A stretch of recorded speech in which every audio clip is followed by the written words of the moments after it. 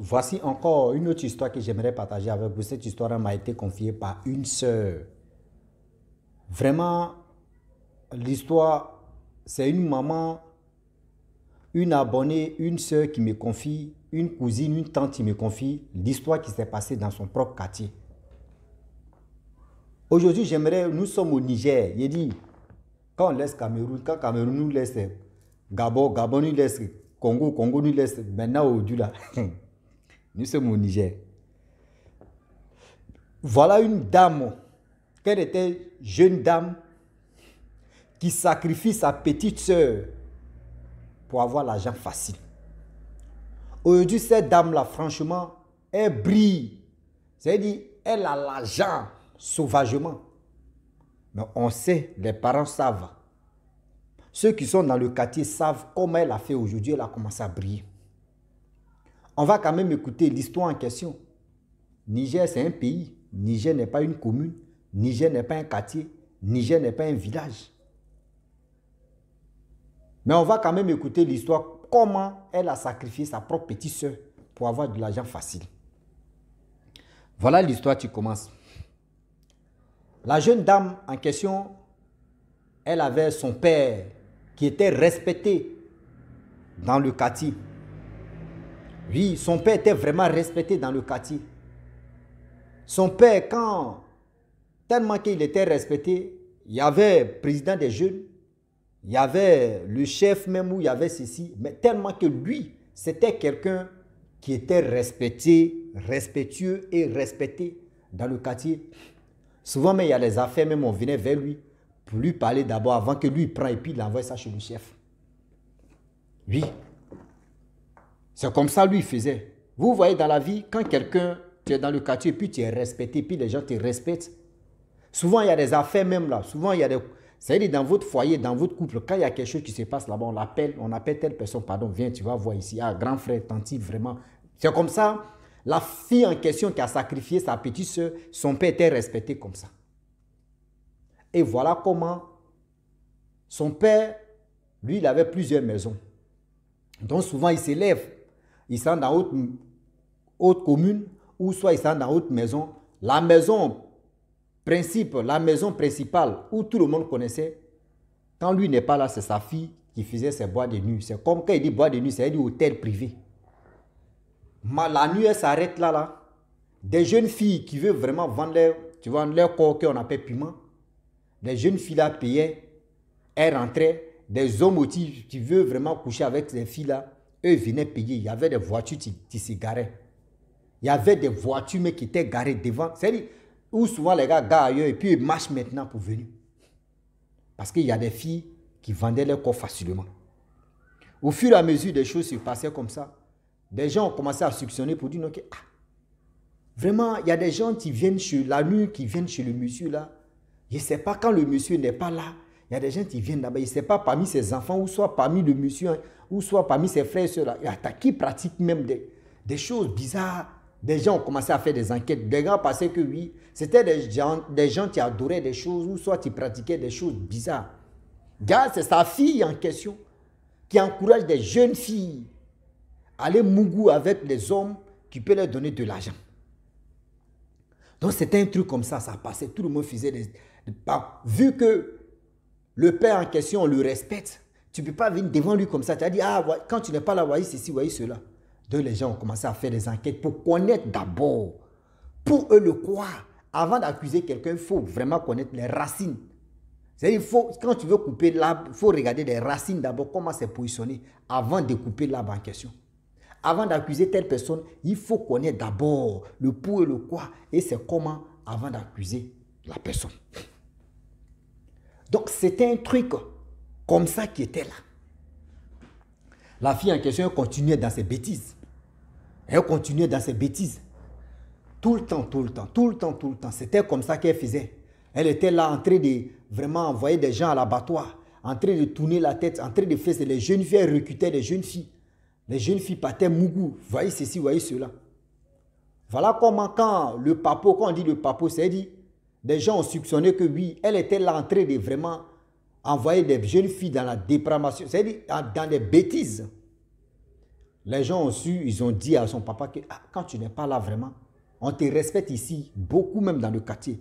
C'est par le respect que nous venons vers toi pour te dire non, que quand tu n'es pas là, voilà ce que ta fille fait. Voilà ce qui est fait, voilà ce qui est fait. Le père dit bon d'accord. Quand je vais aller parler avec ma fille, elle va nier, je la connais. Mais j'aimerais pas qu'on lui donne la faute, on lui donne comme la raison. Le jour, je suis déjà véhiculé là, le jour je ne suis pas là. Quand elle fait ça là, faites-moi si, vous connaissez mon numéro, appelez-moi, je vais venir dans les médias et je vais voir. Là, elle ne va pas me mentir. Et voilà comment déjà, elle a déjà corrompu ses frères et sœurs. C'est elle qui est la plus grande. La personne qui dit la vérité à papa, vraiment, tu vas avoir des problèmes avec moi. Donc, les enfants, les jeunes, c'est-à-dire ses petits frères, ils avaient déjà peur de dire la vérité à leur papa. Et puis, tiens, quand papa n'est pas là, imagine-toi comment elle va te frapper. Donc, tous ces trucs-là, c'était déjà dans les têtes. Ils avaient peur de dire à leur papa. Et voilà comment un jour, une semaine plus tard, elle reprend encore son business.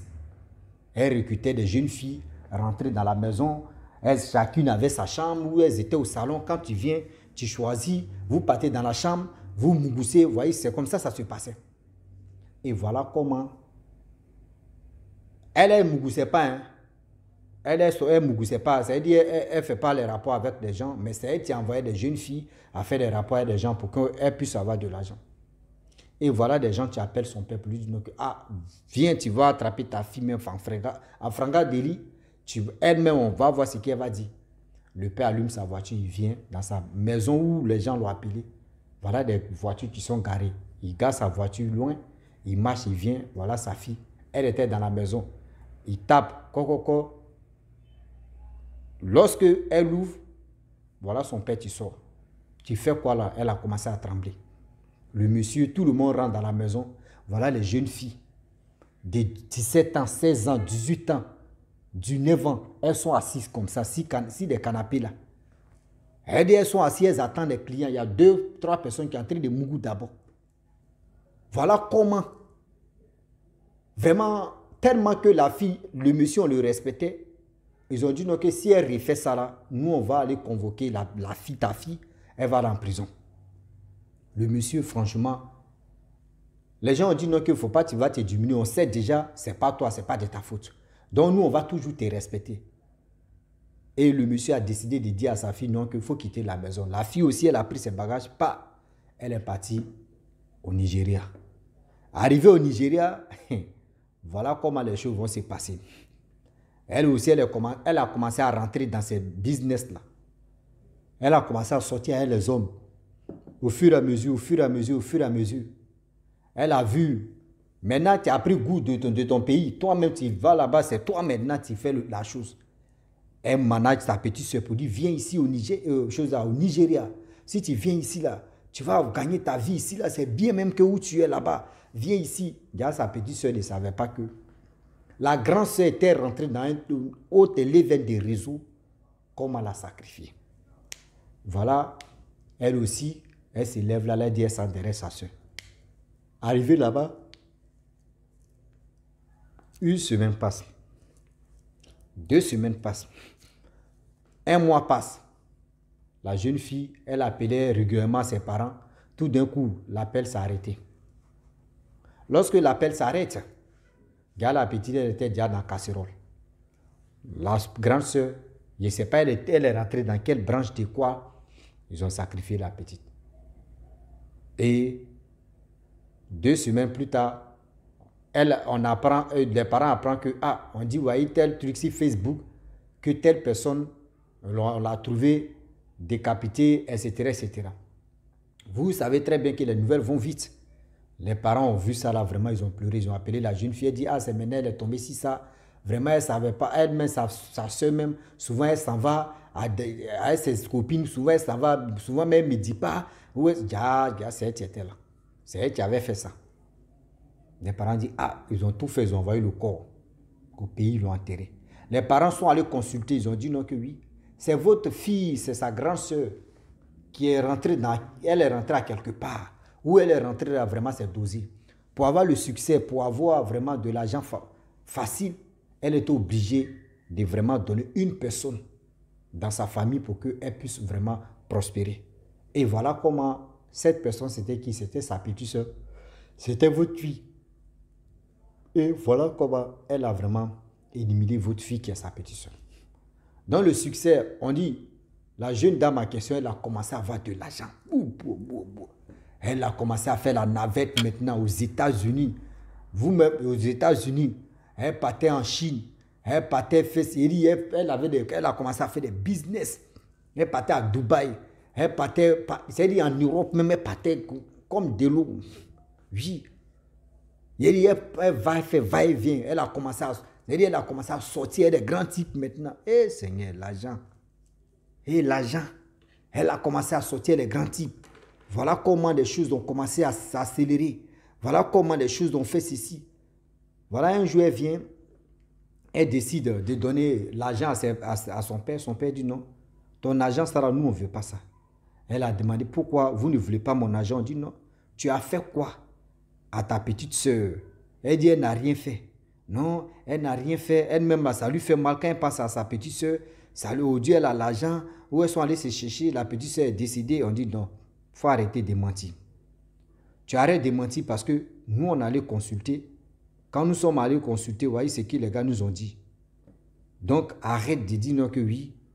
Toi, tu es choqué, ça te fait mal. Et voici ceci, voici cela. Elle dit non, c'est pas ça.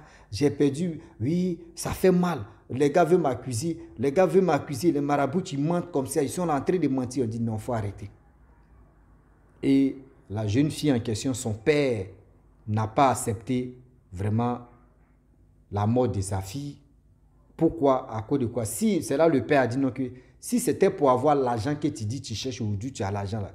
Si moi il disait non, que vous là même, vous tous, je vais vous sacrifier. Toi, est-ce que si moi il te dit non, que moi j'allais te sacrifier, comment tu allais devenir? Comment toi tu allais devenir? Aujourd'hui, j'aimerais dire à tous ceux qui m'écoutent, souvent il y a des jeunes gens qui ne réfléchissent pas. Avant de sacrifier une personne, mais toi-même, mets-toi à ta place, tu dis, moi, mais je vais sacrifier une personne de ma famille, ou soit mes parents, ou soit mes frères et soeurs. Mais est-ce que si un jour, mes parents même avaient décidé de me sacrifier là, est-ce qu'aujourd'hui, j'aurais avoir, c'est-à-dire, est-ce que je pourrais avoir même le temps ou une idée aussi de dire non, que je vais les sacrifier? Mais non. Donc, s'il vous plaît, de grâce, quand vous voulez faire des choses, réfléchissez sur ce côté-là aussi. Oui, réfléchissez sur ce côté-là. Pour dire, moi, mes parents ne m'ont pas sacrifié. Mais pourquoi sacrifier d'autres pour qu'ils puissent être riches? Mais une fois que vous, on vous propose de l'argent, dans vos têtes, d'autres me disent non, que oui, moi, je préfère l'argent que l'homme. Aujourd'hui, il faut demander à un être humain, surtout un noir, tu vas lui demander entre l'argent et l'être humain, tu vois, il va te dire, mon frère, il préfère l'argent. L'être humain, il va te dire, l'être humain est mauvais. Et puis, en réalité, l'être humain même là, il y a des êtres humains qui sont méchants même, si c'était pas pour dire tout ça. Mais il y a des gens là même, eux, les réflexions là, ça ne va pas trop loin. C'est-à-dire, eux là où tu les attaches là, c'est là ils vont manger et puis c'est fini. C'est-à-dire, ils ne sont pas là même pour aller de l'avant avec leur manière de réfléchir. Donc la famille, franchement, j'aimerais dire à tous ceux qui m'écoutent que sacrifiez vous-même vos proches, sacrifiez même si ce n'est pas vos proches. Sacrifier un être humain même là, c'est un danger. Oui, sacrifier même si quelqu'un mais tu n'es pas une personne même de ta famille, proche même, ni dans ta famille même, pour le sacrifier, enlevez ça dans vos têtes. Enlevez ça dans vos têtes parce que c'est vilain à voir de dire non que oui, moi je vais sacrifier telle personne pour avoir le succès, pour avoir l'argent, pour avoir ceci, pour avoir cela. Non, c'est des choses qui ne sont pas bien. Oui, c'est des choses qui ne sont pas bien. On dit la dame, elle est venue au Niger, quand elle fait la navette, elle a construit une maison. Ouais, elle a construit une maison, une jolie maison, mais son père et sa mère, ils ont décidé de ne pas rentrer dans cette maison parce que quand ils pensent même la mort de leur fille, vraiment ça fait mal. Mais vous connaissez les frères et soeurs, eux ils s'en foutent. Et une fois que mon frère a l'argent, ma soeur a l'argent, allons aller pour la capitaine. Tout ce que les gars se disent à côté, tout ce que les gens disent à côté, là, eux, c'est pas leur problème. Eux, c'est pas leur problème. Une fois que toi, tu leur donnes de l'argent, là, eux, ils oublient en même temps. Donc, voilà comment une grande sœur, l'aînée de la famille, comme je le dis, décide de sacrifier sa propre sœur et devenir riche. Voilà comment la vérité est sortie. Les parents sont allés consulter. Mais elle ne veut pas accepter que oui, elle a sacrifié sa soeur pour être riche. Oui. Elle ne veut même pas accepter qu'on lui attribue ce genre de choses. Mais c'est la vérité. Tu as sacrifié ta soeur. Tu ne veux pas qu'on t'attribue quoi? Comme quoi? Quand c'est la vérité, c'est la vérité. On ne peut pas mentir pour dire non que voici ceci, voici cela. Les parents aussi, ils ne peuvent pas dormir. Tu vois, tu as l'argent, tu fais oui, tu fais malin, mais tu as versé le sang.